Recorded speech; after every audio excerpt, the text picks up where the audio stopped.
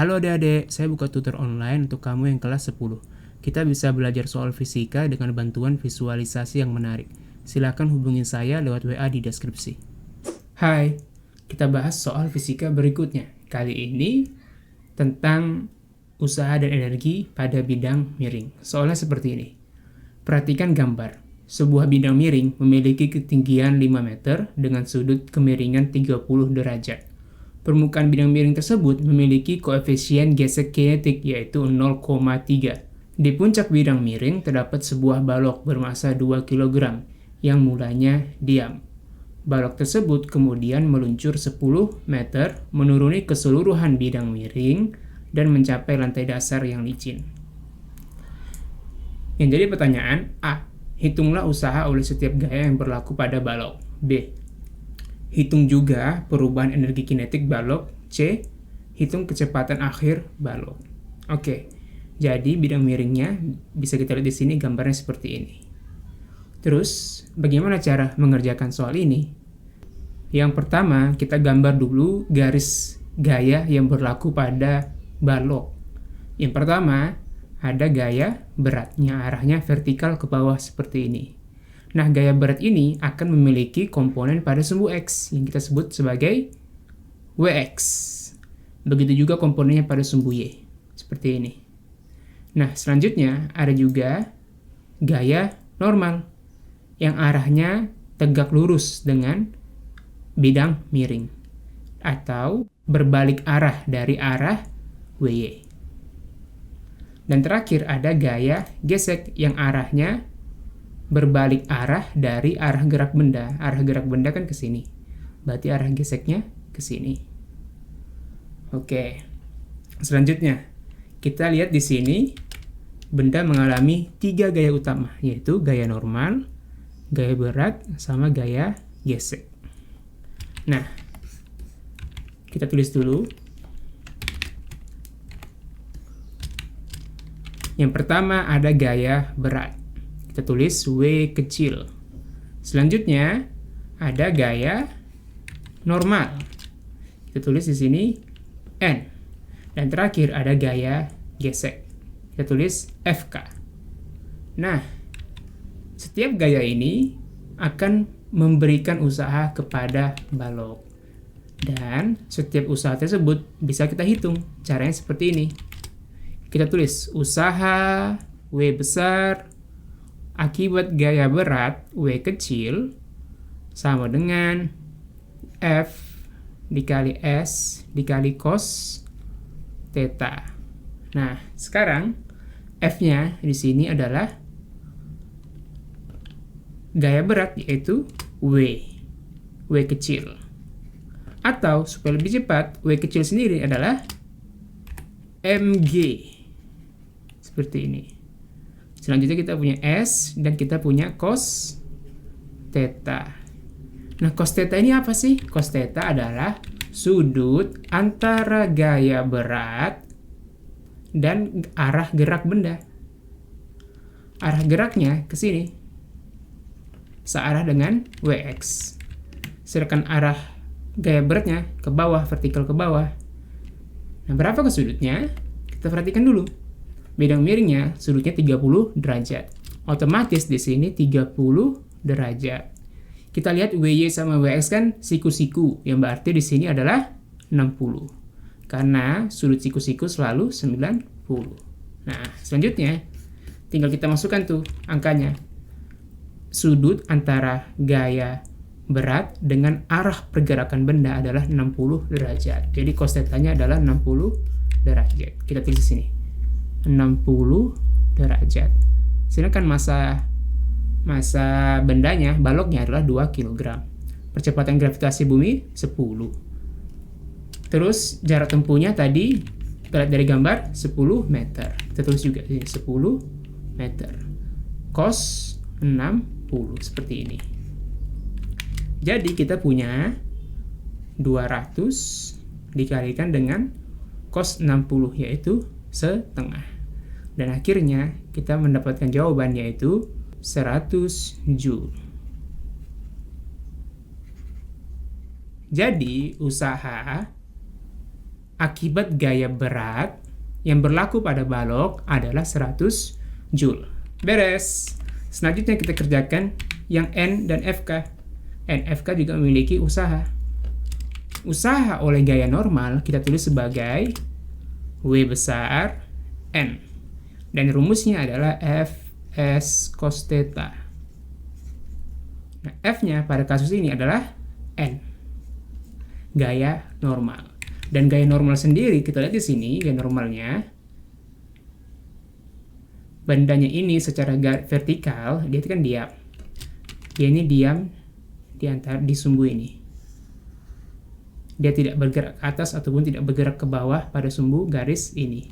Yang berarti, gaya normal sama komponen gaya berat pada sumbu Y itu seimbang. Yang berarti, N itu sama dengan WY. Dan WY sendiri adalah mg cos 30. Nah, kita masukkan di sini. N sama dengan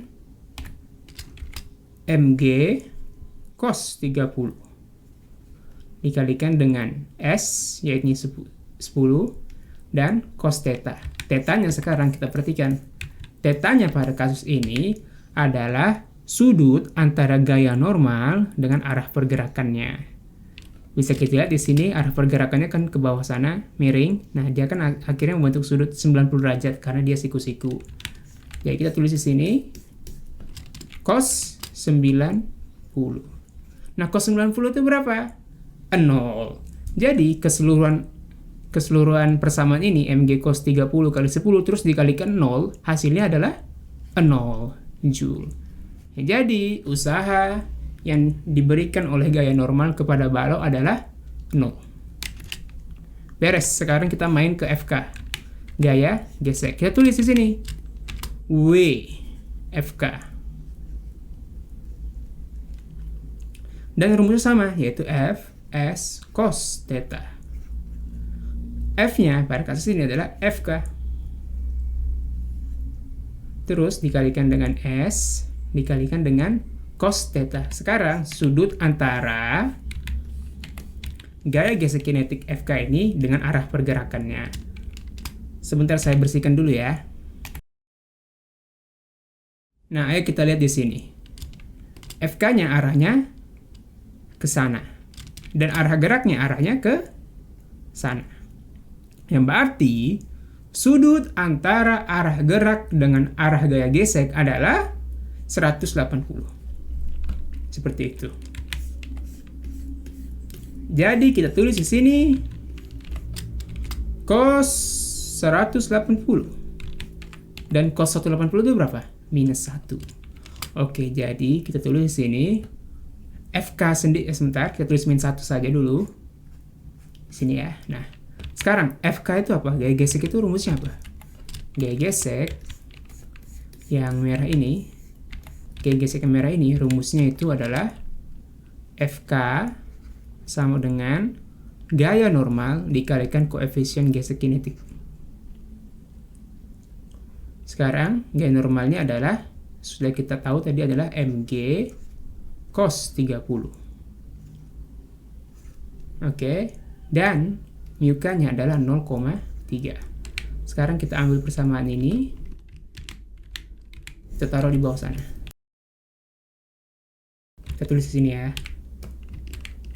Boom, ini jadinya FK. Ini FK. Terus dikali 10, cos 180 minus 1. Sebentar. Seperti ini. Oke, kita lanjut kerjakan. Tinggal matematika saja. 2 kali 10 dikali setengah akar 3 dikali 0,3 dikali 10 dikali minus 1. Nah, akhirnya WFK usaha oleh gaya gesek kinetik adalah sekitar minus 52 Joule. Seperti ini. Selesai. Ini yang pertanyaan A. Hitunglah usaha oleh setiap gaya yang berlaku pada benda. Sudah selesai. Sekarang kita hitung juga perubahan energi kinetik balok. pada kasus benda yang menuruni bidang miring dan bidang miringnya itu kasar dan berlaku gaya gesek kinetik, itu nanti kita harus menggunakan rumus usaha ketika ada gaya non-konservatif yang berlaku. Pada kasus ini gaya non-konservatifnya adalah gaya gesek. Kita menggunakan rumus ini. W usaha oleh gaya non-konservatif sama dengan delta EP plus delta EK. Ini rumus utamanya. WNK sama dengan delta EP plus delta EK. Nah sekarang, WNK itu apa? Usaha oleh gaya non-konservatif. Gaya non-konservatif pada kasus ini adalah gaya gesek kinetik. Ini gaya non-konservatif. Begitu juga dengan gaya normal, juga merupakan gaya non-konservatif. Satu-satunya gaya konservatif di sini adalah gaya berat. Ini konservatif. Nah, sekarang yang non-konservatif, yang ini 0 Joule dan minus 52 Joule. Kita pindahkan ke sini. Jadi WNK adalah usaha oleh gaya normal ditambah usaha oleh gaya gesek kinetik sama dengan delta EP itu berapa? Delta EP itu rumusnya Mg H2 kurang H1 ditambah delta EK yang kita cari dari soal adalah delta EK. Nah, sekarang tinggal kita masukkan. WN-nya adalah 0 Joule, sedangkan WFK-nya adalah minus 52 Joule. M-nya 2, G-nya 10, H2 adalah ketinggian akhir benda. Jadi, kita set di sini ketinggiannya di bawah sini adalah 0 meter. Sedangkan ketika di atas sini adalah ketinggiannya 5 meter. Yang ini H2 karena dia akhirnya di sini, sedangkan yang ini adalah H1. Kita tulis di sini. H2-nya 0, H1-nya 5. Ditambah delta EK yang kita cari. Sekarang tinggal kita mainkan matematika.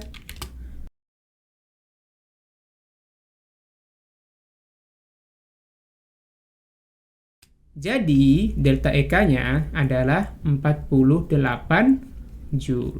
Terjawab sudah pertanyaan yang B. Sekarang kita lanjut ke pertanyaan yang C. Hitung kecepatan akhir balok. Kecepatan akhir balok, kalau misalkan berbicara tentang kecepatan itu identik dengan EK. Karena EK itu rumusnya adalah setengah mv kuadrat. Nah ini, V kecepatan selalu identik dengan EK. Nah sekarang, kecepatan akhir itu adalah kecepatan ketika baloknya di sini. Kecepatan akhir. Sedangkan kecepatan awal adalah kecepatan ketika baloknya di atas sini. Dan awalnya baloknya itu diam. Jadi, kecepatan awal V1 itu sama dengan 0. Sedangkan V2 yang kita cari. V2 sama dengan teratannya. Nah, delta EK sendiri itu memiliki makna yaitu EK2, EK akhir dikurangi EK1, EK awal. Sedangkan EK2 sendiri adalah setengah MV2 kuadrat. EK1 adalah setengah MV1 kuadrat. Dan ini berarti setengah MV2 kuadrat dikurangi V1 kuadrat. Nah, sekarang delta EK kan sudah ketahuan tuh, 48. Kita tulis sini 48. Terus apa lagi yang belum? Sama dengan setengah dikali 2, coret-coret. Terus V2 yang kita cari. V1 karena dia tadi diam, jadi disitu tulis 0. Boom, jadi 48. Sehingga 48 sama dengan V2 kuadrat. Dan akhirnya V2 sama dengan 6,9 meter per second. Aproksimasi ya, bukan pas. Seperti itu. Selesai. Jadi, kecepatan akhir balok ketika dia sudah sampai di lantai licin adalah 6,9 meter per second. Nah, sekarang ayo kita bahas dulu soal ini. Maksudnya kita maknai dulu soal ini. Di video sebelumnya, kita sudah membahas soal ketika misalkan usaha pada bidang miring ketika bendanya itu meluncur tanpa ada gesekan. Dan yang terjadi adalah seluruh energi potensial itu seiring dia meluncur ke bawah akan berubah menjadi energi kinetik.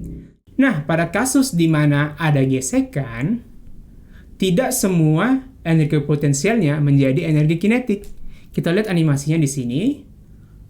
Jadi ketika di atas bendanya memiliki energi potensial maksimum ya, seluruhnya energi potensial. Seiring dia meluncur, tidak seluruh energi potensial itu menjadi energi kinetik, melainkan sebagiannya lepas ke lingkungan dalam bentuk usaha oleh gaya gesek tadi. Makanya usaha gaya gesek itu tadi tandanya minus 52 Joule. Minus itu berarti terlepas ke lingkungan. Kita bisa lihat di sini bar yang warnanya biru adalah energi yang terlepas ke lingkungan, minus 52 Joule. Sedangkan energi yang menjadi energi kinetik benda adalah 48 Joule, dan itu adalah bar hijau. Jadi seperti itu. Oke, selesai. Kita akan bahas soal di video berikutnya. Jangan lupa subscribe, like, dan share. Bye.